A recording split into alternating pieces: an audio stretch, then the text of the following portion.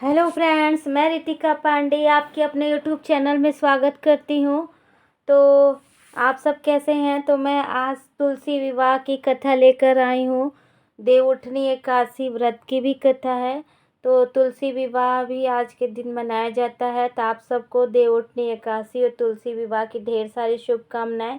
Video शुरू करने से पहले आप सबसे रिक्वेस्ट है, चैनल पर न्यू अगर आए हैं तो सब्सक्राइब कर दीजिए, लाइक करिए और शेयर ज़रूर करिए। शेयर करने से भी फल मिलता है और पूरी वीडियो को देखिएगा। पूरी कथा सुनने का बहुत फल है और इस व्रत में कथा जरूर सुननी चाहिए, इसलिए मैं कथा लेकर आई हूँ। कथा इस प्रकार है।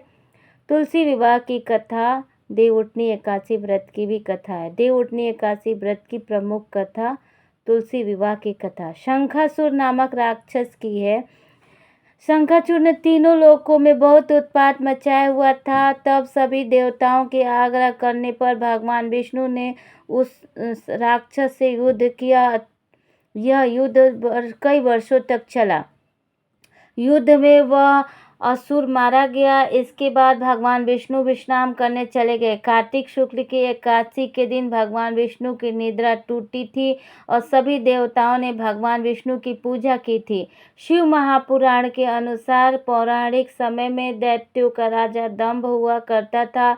वह बहुत बड़ा विष्णु भक्त था। कई सालों तक उसके यहाँ संतान नहीं होने के कारण उसने शुक्राचार्य को अपना गुरु बनाकर उसने श्री कृष्ण मंत्र प्राप्त किया। यह मंत्र प्राप्त करके उसने पुष्कर सरोवर में घोर तपस्या की।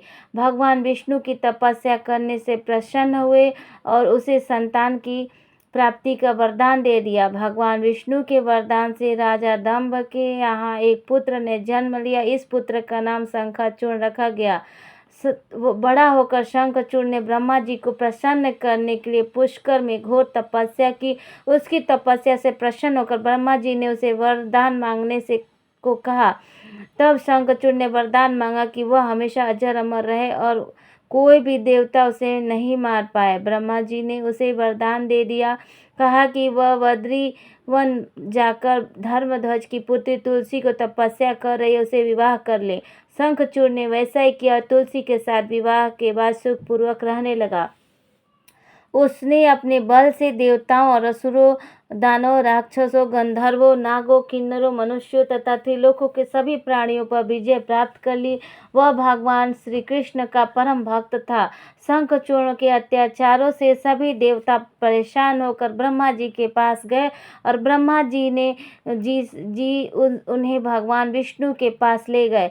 भगवान विष्णु ने कहा कि शंखचूड़ की मृत्यु भगवान विष्णु के त्रिशूल से ही होगी, अतः आप उनके पास जाएं। भगवान शिव ने चित्ररथ नामक गण को अपना दूत बनाकर शंखचूड़ के पास भेजा।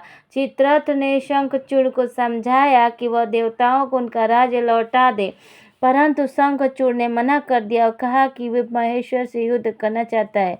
भगवान शिव को जब यह बात पता चली तो वह युद्ध के लिए अपनी सेना लेकर निकल पड़े। इस तरह देवताओं और दानवों में घमासान युद्ध हुआ, परंतु ब्रह्मा जी के वरदान के कारण शंखचूड़ को देवता नहीं हरा पाए। भगवान विष्णु ने शंखचूड़ को वध करने के लिए जैसे ही अपना त्रिशूल उठाया तभी आकाशवाणी हुई। तब शंखचूड़ के हाथ में श्रीहरि का कवच, इसकी पत्नी का सतीत्व अखंडित है, तब तक इसका वध असंभव है। आकाशवाणी सुनकर भगवान विष्णु बृहद ब्राह्मण का रूप धारण कर शंखचूड़ के पास गए और उसने श्रीहरि कवच दान में मांग लिया। शंखचूड़ ने यह कवच बिना किसी संकोच के दान कर दिया।